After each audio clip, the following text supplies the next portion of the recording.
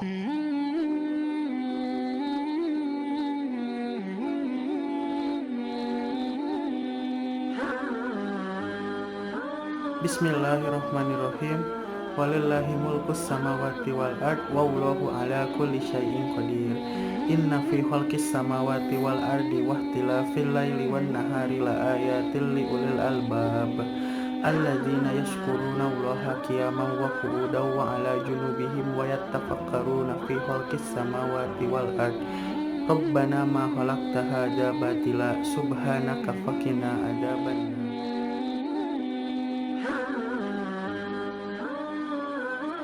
Allah lah kerajaan langit dan bumi, maha perkasa Allah atas segala sesuatu.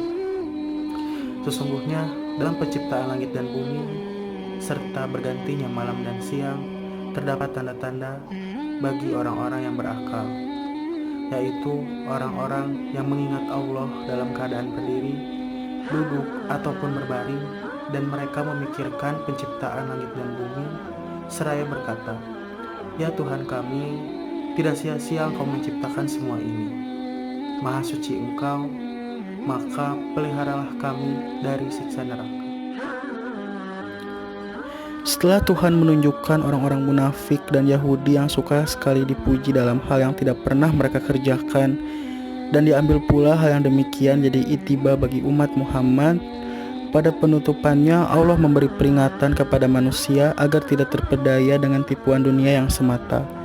Sebagai seorang mukmin, selain mengajar perkara dunia, hendaklah disediakan waktu untuk hidup kerohanian.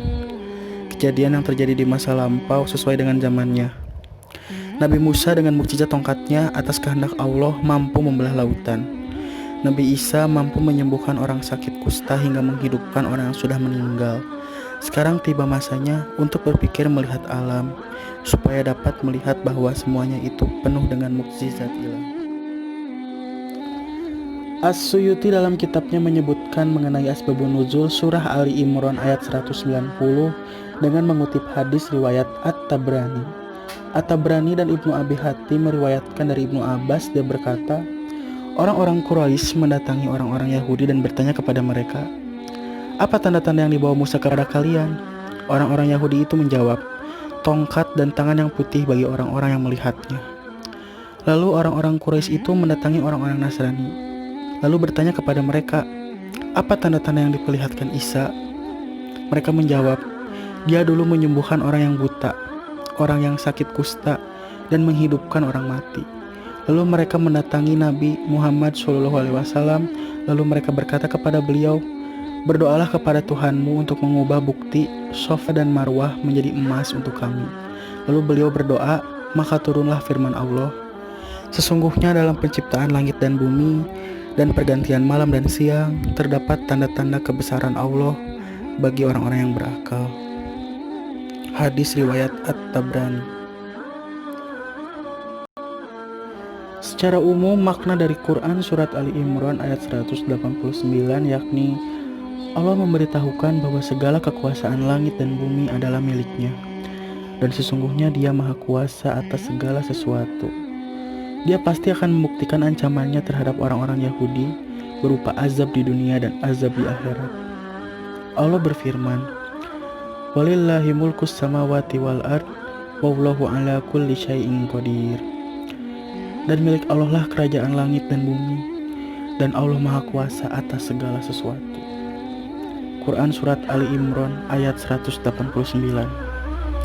Kerajaan Allah Subhanahu wa Ta'ala yang tak terbatas dan kekuasaannya atas segala sesuatu ini mewajibkan manusia agar merasa takut kepadanya dan berharap atas kasih sayangnya. Akan tetapi, kebanyakan manusia lalai dan tidak mengerti akan hal ini. Adapun makna lain dijabarkan bahwa orang-orang beriman tidak perlu merasa sedih dan lemah. Ungkapkan kebenaran dan jangan pernah menyembunyikannya. Jangan pernah menjual ayat-ayat Allah dengan harga yang sedikit. Serta jangan berbangga diri, sebab Allah yang akan menjamin dari segala yang membuatmu susah, dan Dia yang akan mencukupimu. Karena hanya bagi Allah lah kerajaan langit dan bumi. Dia memberikannya kepada orang-orang yang dikehendakinya. Dia Maha Kuasa terhadap segala sesuatu. Tidak sulit baginya menolong seorang hamba dari orang-orang yang menyakiti, baik dengan tangan atau lisan. Selanjutnya ada kandungan surat Ali Imran ayat 190-191. Secara eksplisit menjelaskan tentang perintah Allah kepada Rasul dan hambanya untuk memikirkan tentang langit dan bumi serta kejadiannya. Allah juga menyerukan untuk selalu mengingat Allah dalam keadaan apapun, baik dalam keadaan berdiri atau duduk maupun berbaring, serta dapat mengambil faedah dari setiap kejadian. Karena Allah menciptakan segala sesuatu, tidak ada yang sia-sia. Dalam ayat 191, diterangkan karakteristik ulul albab, yaitu selalu melakukan aktivitas zikir dan fikir sebagai metode memahami alam, baik yang gaib maupun yang nyata. Kelompok ayat ini merupakan penutup surat Ali Imran.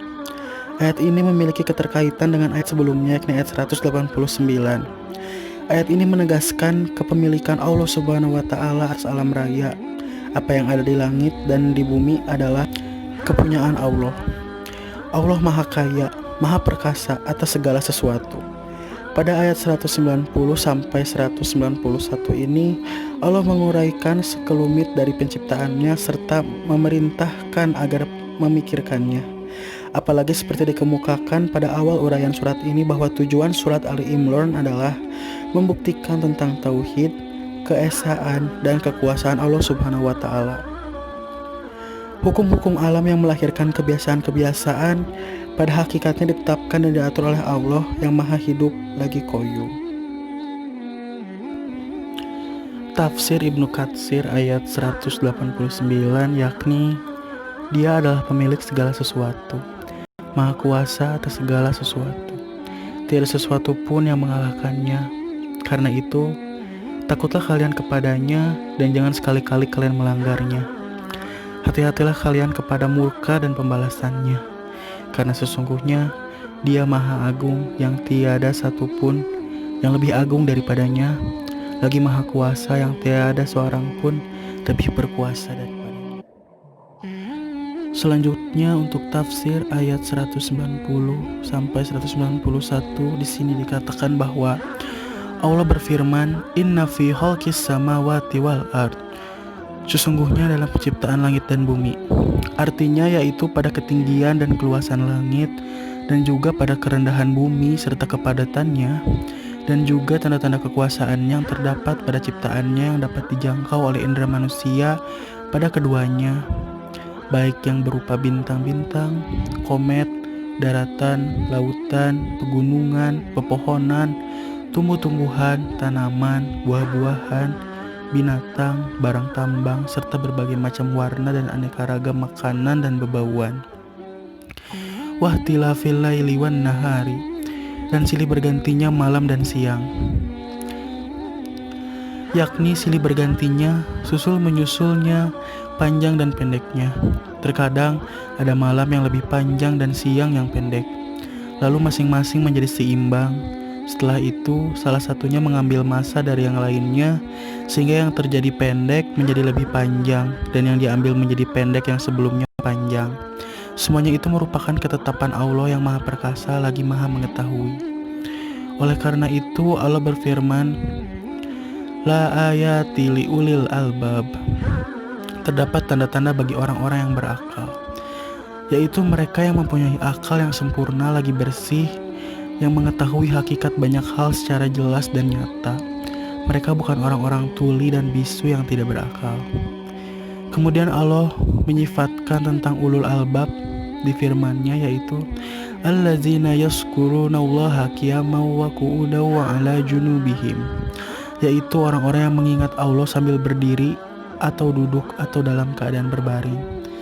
Sebagaimana hadis yang diriwayatkan Imam Al-Bukhari dan Imam Muslim dari Imran bin Husain, bahwa Rasulullah SAW bersabda, Sholatlah dengan berdiri.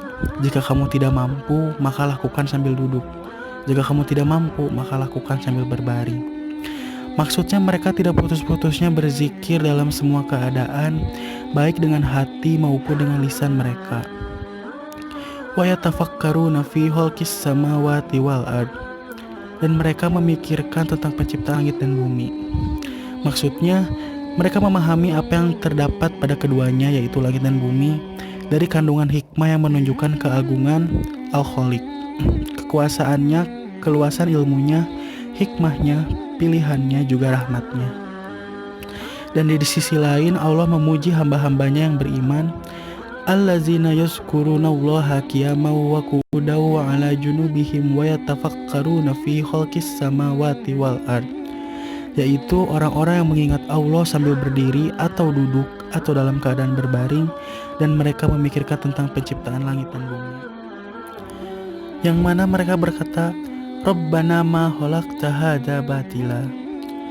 Ya Rabb kami, tidaklah Engkau menciptakan ini dengan sia-sia. Artinya, Engkau tidak menciptakan semuanya ini dengan sia-sia, tetapi dengan penuh kebenaran, agar Engkau memberikan balasan kepada orang-orang yang beramal buruk terhadap apa-apa yang telah mereka kerjakan, dan juga memberikan balasan orang-orang yang beramal baik dengan balasan yang lebih baik, yaitu surga-Mu. Kemudian mereka menyucikan Allah dari perbuatan sia-sia dan penciptaan yang batil, seraya berkata, Subhanaka, Maha Suci Engkau, yakni dari menciptakan sesuatu yang sia-sia. Waqina adzabannar, maka peliharalah kami dari siksa neraka. Maksudnya, wahai Rob yang menciptakan makhluk ini dengan sungguh-sungguh dan adil, wahai Zat yang jauh dari kekurangan, aib dan kesia-siaan, peliharalah kami dari azab neraka dengan daya dan kekuatan-Mu, dan berikanlah taufik kepada kami dalam menjalankan amal soleh yang dapat mengantarkan kami ke surga, serta menyelamatkan kami dari azab-Mu yang sangat pedih. Mungkin sampai di sini saja pembahasan kita kali ini. Mohon maaf bila banyak salah-salah kata dan kekurangan karena keterbatasan ilmu yang saya miliki. Terima kasih karena telah menyaksikan dan menyimak video ini sampai selesai. Saya cukupkan sekian. Hadanallahu wa iyyakum ajmain. Wassalamualaikum warahmatullahi wabarakatuh.